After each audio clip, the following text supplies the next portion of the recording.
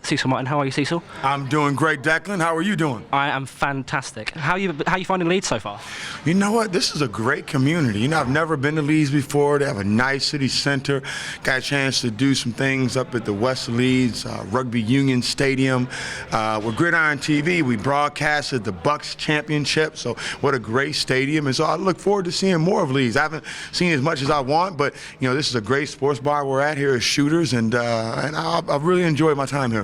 You mentioned the Bucks Championship game there, and there might be some people watching that have never seen a game of American football before in their life. So in 30 seconds, why should people get into the NFL?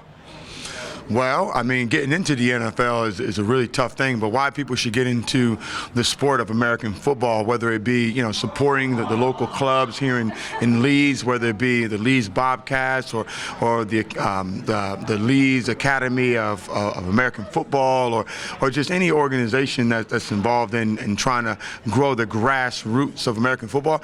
I mean, the reason is just it brings kids together. It gives them an alternative opportunity of playing a sport and being a part of a team, and then developing the intangibles that comes with that. The sport is growing in general, and I don't know, I just think there's a lot of good people out there that care about the sport, care about young people, and care about the opportunities that playing football brings to you. And so I think that was 30 seconds. Right, I came down here for the Super Bowl, and the place was absolutely packed. And of course, for somebody who works for Sky and Gridiron, and with Wembley being sold out 3 games this year, it must be great for you. It's so exciting to see the sport growing. But where do you think it can go? Like, what do the NFL need to do to keep the sport growing in this country? Wow, Declan, that's a great question. You know, what do they need to do to keep growing? I really feel like philosophically, it's a grassroots focus, and I think the grassroots focus, it starts with coaches. You know, I think there's a lot of great men and women out there that care about the sport and know the sport and want to learn more about the sport and want to learn how to teach the sport. And I think, you know, that'll trickle down. From there, I think we need to support the youngins. I mean, like the 10 to 14, as well as the 14 to 18, and as well as the 18 to 24s. I mean, I think that, you know, youth football here is considered from an age standpoint a little bit different than in America. And so grassroots perspective to it is very important. I really am a fan of the University League. I am a proponent 100% to you know, young people embracing the importance of education and maximizing life potential by what being a student athlete and getting an education at a higher level, you know, will mean, and what it would do for your life. And so, you know, those that were playing in the game and play American football for the University League, I think the support of them and their growth is really important. And then I will say the refs out there, man. There were about 3 or 4 years ago, I heard about games being canceled because, you know, they didn't have enough refs, you know, and I thought the refs that were in the Bucks Championship did a great job, which shows that they're an example of all the rest of the refs that have stepped up and become part of that. So those would probably be the ways, and maybe I talked about 4 out of the 6 that are already out there, but I think there's a lot of other ways that anyone can get involved, whether it be playing a sport or being a part of a club, like as a manager, or helping to raise funds and sponsorship dollars, or just coming out and just helping out, you know, in some way, shape, or form, because you don't have to be into playing a sport or coaching a sport in order to help the sport grow and to help what the sport can do for young people and adults. You mentioned, like, you're so heavily involved with the University League, and of course in America you have sports scholarships, which is something we don't really have over here. Is that something you'd like to see, like, our education system adopt, get more people involved in sport through scholarships, or?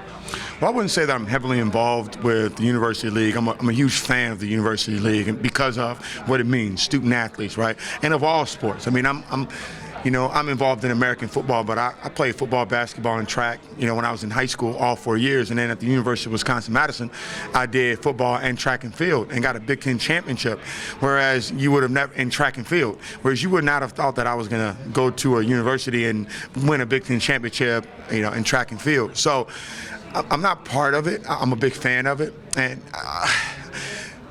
my take is that, you know, an education is so important. And that's something that I really preach. And I know I talked about that before, but, you know, when you asked me the question of whether or not, you know, that's something that should be supported more, yes. And it should be talked about more as well. Okay, we're moving back to the NFL. You obviously played fullback. And with the league becoming such a passing league now, I mean, I'm a Ravens fan, and we've cut Von Leach like 2 seasons in a row. Are you worried for the future of your position with it going to such a passing league? I mean, well, the position itself of fullback has, been diminished a bit. I think there's some great fullbacks out there who are emerging and bringing it back, and so that's great. But yeah, I don't know if it's in jeopardy of being extinct, but it's definitely gone down a bit. And the biggest part of that is they're using tight ends to do fullback type things, and they're feeling like tight ends can do the job of a fullback if they do it half as well as a fullback, but they're able to do what they do even better, getting down the field, getting vertical, and catching balls farther down the field, and that helps. So I'm not as worried about it and as concerned about it. I think that there's still a lot of great opportunities out there for fullbacks. Okay, well, if you played fullback and this is sort of the physical stature you have to be a fullback, looking at me, I'm not quite the same. What position would you recommend for me to play in? Well, let me see here. Let me see the show. Okay, Here, give me not quite. Let me see the guns. Oh, no. All right, so okay. So as I squeeze that arm right there, okay, I think maybe a receiver. Oh, okay. Yeah, maybe a D-back. Okay, free safety. Okay. Maybe a kicker. I was going to say kicker. I was going to go kicker. You can, if you can learn how to, engage in that, a punter. Yeah. Otherwise, you know what? I mean, there's nothing wrong with being a team manager. The team manager is a very important part of it, and you don't get hurt. And so I like you, Declan. I would hate for you to get hurt. So you'd have to really be committed to getting better. But here's the kicker. There's a lot of guys with your stature, right, who are small, who have the ability to play this sport, mainly because those positions like receiver and D-back, slot, free safety, all of those positions are there. Every type of body, every type of stature has a place in American football, which is great, and I think that, when you asked, well, in 30 seconds earlier, about, why should people get involved, maybe that's the main reason why. Like, there's every body type can get involved. I know a guy, and he's from the Bristol area. I mean, he started playing American football, really big guy. He started playing American football and fell in love with it, and ended up losing like 15 stone, and now that, according to his parents, pretty much saved his life, allowed this big guy to find something that would allow him to be active, right, lose weight, be healthy, eat better. So your stature, yeah, I can see you doing whatever you want to do around those skill positions. Okay, maybe I'll hit the gym and build that one up a bit more. But the NFL is obviously notoriously an impossible league to predict, and that's why it's so exciting, because in theory, any team can go on and win the Super Bowl in a year. So I'm not going to ask you who's going to win it, but with this early stage of free agency, who's impressed you so far with their moves? Well, I'm a Chicago Bears fan, so you got to appreciate the move of getting Jared Allen, defensive end. I mean, that was a big one. I'll also say though that in that same division, the addition of Julius Peppers going to the Green Bay Packers could prove to be, quite interesting within that rivalry also. But I feel like the Bears are on the cusp of doing some great things. And even though they lost their backup quarterback, Cutler's got, a new, big, long contract. And, no matter what you feel about Cutler, I mean, I think that he still has the skill to lead a team to the big dance. So it's up to him to prove everyone who believes in him right, or those who don't believe in him wrong. So, and then obviously the Green Bay Packers are a perennial powerhouse with behind Rodgers, all things are possible. So those are two teams, just in one division that I'll talk about. The Seattle Seahawks just has a culture that I think you cannot mistake as being one in which has the ability to get back close to the dance. But, it's all about how you play in that second season, which is the playoffs. You got to get there, you got to play well, and so, who knows what happens at that point, because the NFL is, any given Sunday. But you can't count out the Seahawks. And look, our guy Manning, his neck is all good now, right? He didn't got the clearance. And we don't know if he really got the clearance or if he made him give him the clearance. I don't know, who knows? But he's coming back. And anytime Manning is around something, then, all things are possible in winning a Super Bowl. And I don't know what happened to the Giants, but you never count out another Manning. And then there's a couple other teams out there. I think that, can surprise some folks. I mean, I got to put my Philadelphia Eagles out there. Foles came onto the scene. I mean, breaking records and doing all types of great things. And I think that some people may have felt like, I'm not sure, I'm not a believer yet.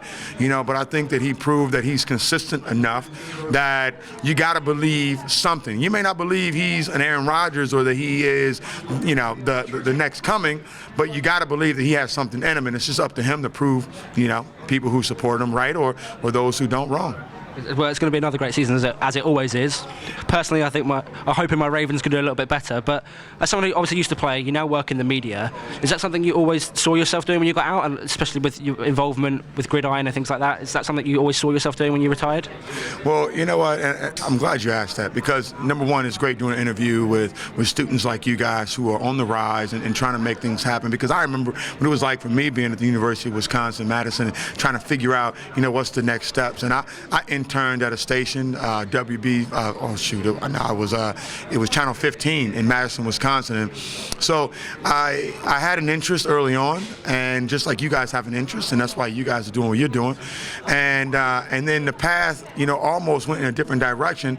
But it was Sky Sports NFL 10, 11 years ago that called me up and asked me to do something for them, which opened up the door for me to do a little bit more for them. And here we are 10 years later. And so I'm really grateful for that opportunity. I've stayed around the media, and so the opportunity to be around and be involved with Gridiron TV as well has proved itself to be great. What we were able to do in the championship game and putting it out there to all the families of the kids who were out there who couldn't be here in Leeds to watch them, but then also all the teams and the coaches and the people out there that follow the University League, care about American football, or just love football in general, and there's no football to watch. And so they tuned in. It's been great. It's been unbelievable. And did I see myself doing it? I don't know if I saw myself doing it. I just know that for me, when I talk to young people about the importance of education, I know that all things are possible and many options are possible when you have education as your backbone, when you have education in there. And education comes in many different ways. And obviously part of mine was interning and giving my time away and learning. The other part of it was just being on the job, over 10 years, broadcasting on Sky and working to get better every single year. And now it's even taking another, spin doing things with Gridiron TV. And so I didn't see myself doing it, but I'm glad I'm getting an opportunity to do it. And, I'm glad to be able to support you guys in what you're trying to do as well. Good stuff. Right, one last quick, rather bit of a sillier question to finish. This year's Super Bowl, a lot of eyes were drawn to it from non-NFL fans because of Bruno Mars and the great halftime show. So if you're in charge of organising the Super Bowl next year, and you can pick anyone, like alive or dead, the dream Cecil Martin Super Bowl halftime show, who's in it? Wow. Okay, so the dream halftime show, I'd go with a little bit of, we start off with a little Michael Jackson, right? Got to have a little Mike in there, right? And then right where Mike is doing his thing, Elvis comes on rocking them hips, right? All right, and while Elvis is rocking those hips, okay, we end up having the Supremes and the Temptations come on to do a little something. And then at that point, we got some Gil Scott-Heron, all right? And, from there, we might get a little bit of, let's just, we might as well bring Jay-Z in there and Beyonce also, okay? And at that point, you ain't got no much, you don't have much room on the stage, right? But while all those artists are on there, we'll get MC Hammer with some Hammer Pants, okay, and get him going a little bit. And then from there, hey, look, we got Dionne Warwick, we got to bring her in.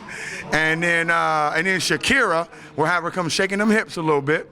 And then, I'm not a big country music guy, but, Kenny Rogers and Dolly Parton would not be a bad addition to that whole group.